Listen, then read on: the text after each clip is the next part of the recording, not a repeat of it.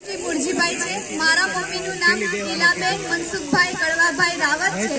મારી મમ્મી જસાદારની પુત્રી છે અને મારા પપ્પાનું લેડીઝ ટેલર છે। સરેલા શોપિંગ સેન્ટરની સામે વેસ્ટફિલ્ડ બિલ્ડિંગ અને ઘોડદોડ રોડ છે। અહીંયા ઉપસ્થિત મારા વહાલા વડીલો, મહેમાનો, ભાઈઓ અને બહેનોને ખોલિયા દ્રષ્ટિના સત પ્રણામ। આજે મારે તમને થોડુંક દીકરી વિશે કહેવું છે કે કૃષ્ણ વિના વૃંદાવન સુનું, ખડખડતા નીર વિના નદીઓ સુની અને કોયલના ટહુકા વિના વનરાય સુની અને મોરના ટહુકા વિના મેઘ ગર્જના સુની અને જે મા બાપના આંગણે દીકરી ના હોય ને એ મા બાપનું આંગણું પણ સુનું। દીકરી એટલે જ વાલનો દરિયો, દીકરી એટલે જ ઘરની પ્રતિષ્ઠા, દીકરી એટલે જ ઘરની જાન, દીકરી એટલે જ ઘરનો પ્રકાશ, દીકરી એટલે જ બાપનું હૃદય અને દીકરી એટલે જ બાપના ઘરનો છાંયડો। આટલા બધા દીકરીના રૂપો કહીને મને આજે ખૂબ જ આનંદ થાય છે।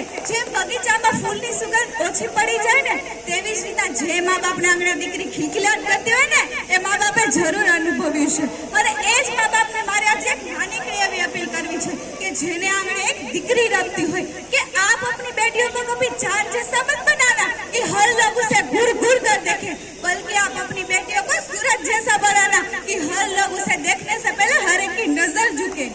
जब माँ है प्यारी बहन दुलारी बीबी है पटरानी, जब माँ है प्यारी बहन दुलारी बीबी है पटरानी, तो फिर क्यों करते हो बेटी से मकारी, तो फिर क्यों करते हो बेटी से मकारी। આજે આ જન્મ લેલી દીકરી જ તમને દીકરી વિશે કહેવા માંગે છે કે દીકરીને જન્મવા માટે માં જોઈએ, શ્રીખંડ ખાવા માટે તો કે માસી જોઈએ, ભાઈને રાખડી બાંધવા માટે તો કે બહેન જોઈએ। આ બધાને દીકરી તો જોઈએ છે, તેમ છતાં આપણે સૌ દફનાવી રહ્યા છીએ। मुस्कुराहट का कोई तोल नहीं होता, रिश्तों का कोई मोल नहीं होता, दोस्त मिल जाते हैं हर मोड़ पर लेकिन हर कोई बेटियों की तरह अनमोल नहीं होता, हर कोई बेटियों की तरह अनमोल नहीं होता। आज आप सौ वडीलोनी दीकरी तरीके, भाईओनी बहन तरीके અને ગુરુઓની શિષ્ય તરીકે તમને નાનકડી એવી અપીલ કરવા માંગુ છું। જો તમારા ઘરમાં બહેન, દીકરી અને વહુ હોય ને તો એમને યોગ્ય રીતના શિક્ષિત કરજો અને એમને એમના જીવનમાં નિર્ણય લેવાનો યોગ્ય માર્ગ આપજો। હવે મારે તમને થોડુંક વ્યસન વિશે કહેવું છે કે આ વ્યસને તો ભલભલાના જીવન, કુટુંબ અને ઘરને રણ વિખેર કરી દીધા છે અને આ વ્યસનના કારણે વિશ્વમાં કેટલાય લોકો મૃત્યુ પામી રહ્યા છે અને વ્યસનના કારણે કેટલાય લોકો બીમારીઓથી લડે છે અને કેટલાય નાના બાળકો બીમારીઓથી લડે છે અને કેટલાય નાના બાળકો વ્યસન કરતા શીખી રહ્યા છે।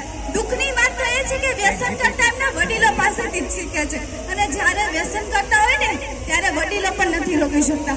શું કે દીકરા વ્યસન ના કરે એમ કહી જ નથી શકતા કારણ કે એમને ખુદને જ વ્યસનની લત હોય છે। આથી હું કહેવા માંગુ છું પહેલા એમણે વ્યસન છોડવું પડશે અને પછી એમના બાળકો છોડશે। અસ્તુ।